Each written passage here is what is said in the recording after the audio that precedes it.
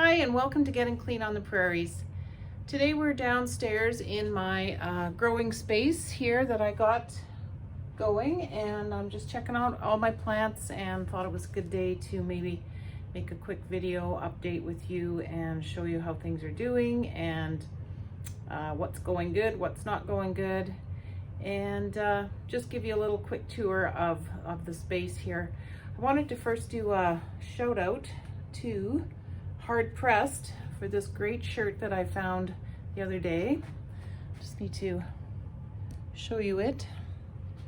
It says Saskatchewan. So this is a local company. I love to support local and advertise where I'm from whenever I can in my videos. So they make a lot of Saskatchewan labeled clothing, hats, and other accessories. Great company. So shout out to Hard Pressed, and I will leave you the link to their website below as well. Okay, so let's do a little walk around here. It won't take long because my space is not that big. So this is pretty much everything in one tight little corner. Something that I changed up that has helped a lot is I pulled my growing shelf here away from the wall, so that now I can walk in behind and get to my plants from the back, which was a great idea. That's helped a lot.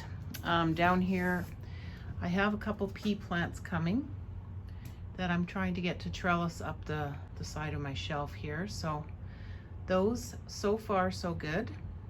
They aren't blooming yet, but they are sending out lots of tendrils and working their way up the side of this shelf. Over here is my AEROGARDEN tomatoes. I've been doing a lot of videos on them and updating you. As you can see, we have some Romas coming, and over here are the Russian Saskatchewans. So this has been going good. They're getting a little big. I've been trimming them. I've added an extra light here just because some of the branches are reaching out from underneath the AEROGARDEN light. But I'm hoping I can keep them going till they mature and ripen. We are at about day 57, I believe. So hopefully in a couple weeks we'll start to see some ripening. So I will definitely keep you updated on that. So these are a couple of my pepper plants that I have done a few videos on. If you've seen my previous one where I took these two pepper plants that both looked similar to this one, I took the other one and hacked it right down to nothing, pruned it really good, and so I'm just kind of monitoring to see which one is gonna produce faster or better, or we'll see. But I see that this one that I did hack down has got some pretty good blooms coming now. This one does not really, has a few buds in the middle there. I don't think you can see them. Let's try to zoom in on that. So I was just doing a comparison to see which one is going to produce better. So far, I'm kind of going with the little one that got the big haircut here. You can see it's got some great roots. And this one is feeling a little empty. I think it's probably thirsty. But both of them have really great root systems. I will be giving them a stronger mixture of hydroponics now that they're flowering. So I'll be feeding them some more of that right away. So these here are my other peppers that I have planted, and these were bell pepper seeds that I took from some organic peppers that I bought from the store. And I started them in some ROCKWOOL under grow lights till they sprouted, and then I moved them into this Kratky vessels here. I'm not sure why one is doing much better than the other. I was just looking at that, wondering what was the difference. I think this one doesn't seem to have a strong root system going yet. As you can see, there's no roots coming out the bottom. And I don't know if it maybe wasn't able to draw the nutrients as quickly as this one was. So I've topped this up with some more hydroponic water today and have it so it's coming up closer to up here, and hopefully the roots are going to find their way down into the water and he'll get growing. So, but anyways, I was quite happy to see how these seeds that I took from a store-bought pepper are coming along nicely, and hopefully someday soon we'll have some nice sweet peppers from. So this is my celery that I also started from a store-bought celery stalk. I cut off the end of a stalk of celery that I bought in the grocery store and kept it in water for a couple weeks till it rooted, and then I moved it into a net pot and into some hydroponic solution here. I see that my roots are very brown and it's very thirsty, so I think I need to top up this one right away with some hydroponic nutrients. And you know, it's producing a lot of bushy type foliage. I don't really see anything that would be considered a stalk of celery. So whether that's all this will do, I'm not sure. If I just harvest these leaves and use them in, you know, stews or soups, chop it up in a salad. So I'm just gonna keep letting it grow and see what happens. This is another tomato that I'm trying using the Kratky method. That it's the same tomato that I have growing in my AEROGARDEN. It's called the Russian Saskatchewan. So it is a heirloom seed that's native to our province here, and supposedly should do well here in Saskatchewan. So I'm trying it out using this method, and as you can see, it's doing really good.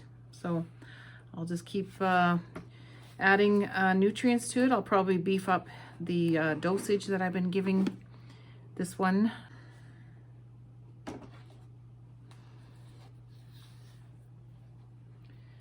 This is my dwarf green bean that I planted, and one thing I did different with this than I was testing out, instead of starting the seeds in ROCKWOOL underwater, I directly planted the seeds right into this net cup that I have full of, I used clay pebbles and some sphagnum moss, which is live moss.